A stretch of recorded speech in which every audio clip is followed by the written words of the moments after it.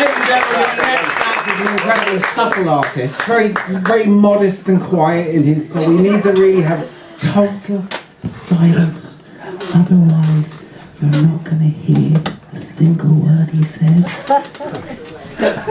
Irish science fiction. Put in your safety belts and put your gumshoes in. Burn, Sexton!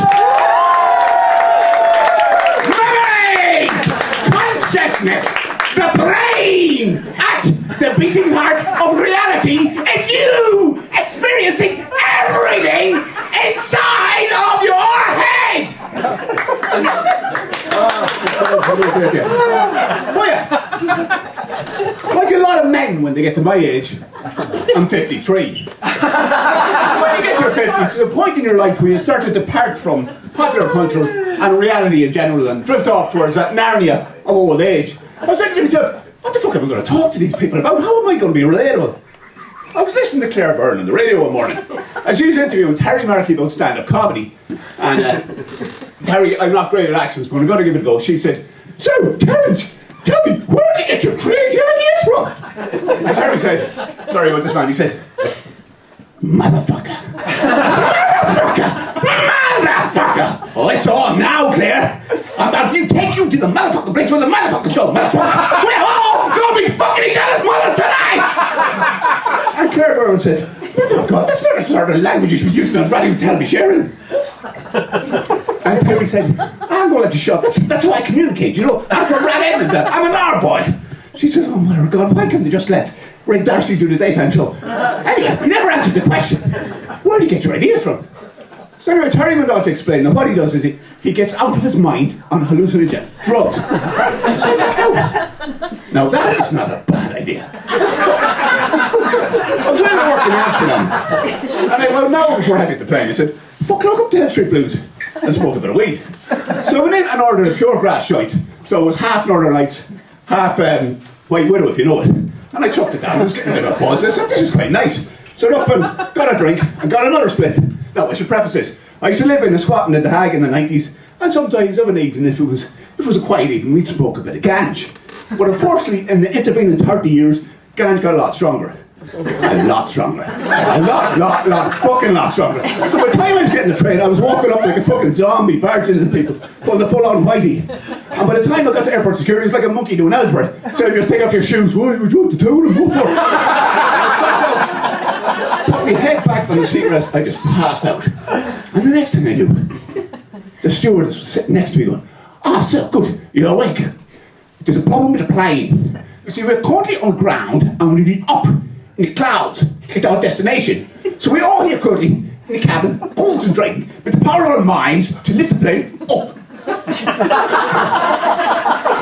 I looked out the window, and there was no wing and no engine. I looked out the far side, and there was no wing and no engine there either. I said, "What the fuck is going on? There's no wings or engines on this plane." And she said, "What the don't? You seem to know quite a lot about aircraft. Why don't you want to speak with the captain? Because between you and me, I do not believe he knows very much about flying." So I stepped out into the aisle and sank down. I walked a little bit and sank down again. I walked another little bit and sank down again. And when I got to the door to the cockpit, it was like, it wasn't a door, it was like a bead curtain, you know, something like out of a Jimi Hendrix video or a kitchen in the 60s. I was looking for a beach. And when I touched it, it turned into translucent fireflies that started to swim and pulse and throb and form an archway. I walked through it. When I got into the cockpit, there was no controls like levers or rudders or anything to control the aileron or flight readouts or telemetry or anything. All it was a Belfast sink, and the captain was leaned over washing his sock in it. I said to him, "Hey, sorry, that heavy one back there to me to come up here and tell you how to fly a plane." "Oh, no, look up," he says. "Would you not heed that woman? God forbid me, she's a lovely woman, but she's away with the fairies." So I said, "All right, sorry for bothering you." I was at the door. I said, "Wait a fucking minute.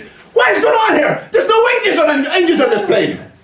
And this time he stood up and said, "You do not have to tell me that. There are no wings. There are no engines. The aisle of the cabin is made out of Funkadelic marshmallow." "Did you say Funkadelic marshmallow?" "Yes, I said Funkadelic marshmallow. And in the cabin, there's no controls for aliens or rudders.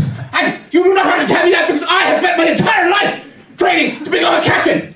When the children were young, I worked 3 jobs to put myself through flight school. And when I finished that, I got qualified as a pilot. I spent years traveling the world. I didn't see my own kids grow up. And finally, I arrived here. I have enough hours to be a captain, and you see what I have. No wings, no engines. And then he leaned in really close, a bit too close. Too close for comfort. He said, now you heed me now. Because I have taken my life extremely seriously. I have taken my career extremely seriously. And the irony is that when I came here, this plane, this life, this thing that I am now the captain of has turned out to be nothing but a ridiculous joke. And that joke has been on me. And I thought to myself, fucking hell, Terry Murphy was dead right. The key to comedy is getting out of your mind on hallucinogenic drugs. I mean,